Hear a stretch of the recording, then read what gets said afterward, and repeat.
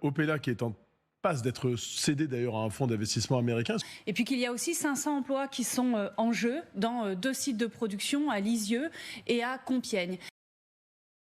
Ce qui va se passer, c'est donc la cession de Opella, qui est la filiale de production de ce médicament qui appartient à Sanofi, à un fonds d'investissement américain. Le problème, c'est que ça passe à un fonds d'investissement américain qui détient 50% désormais du capital d'Opella.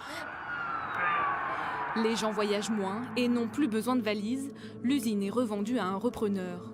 On parle alors d'une reconversion dans le photovoltaïque, mais aucun panneau solaire n'en sortira jamais. Début 2007, le couperet tombe. Il n'y a plus assez d'argent dans les caisses pour payer les salaires.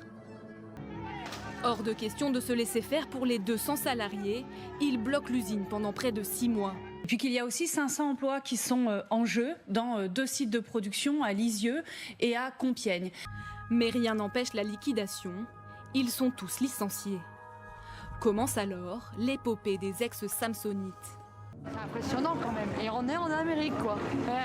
Les anciens salariés attaquent un fonds d'investissement américain, Cédé d'ailleurs à un fonds d'investissement américain. dirigé par un certain Mitt Romney, candidat à l'élection présidentielle en 2012. C'est une très très mauvaise nouvelle. Je rappelle que le Doliprane, c'est le médicament le plus utilisé en France, générique du quotidien, de l'antidouleur tout simplement. Et ce qui va se passer, c'est donc la cession de Opella, qui est la filiale de production de ce médicament qui appartient à Sanofi, à un fonds d'investissement américain. Donc ça, le problème, c'est que ça passe à un fonds d'investissement américain qui détient 50% désormais du capital d'Opella.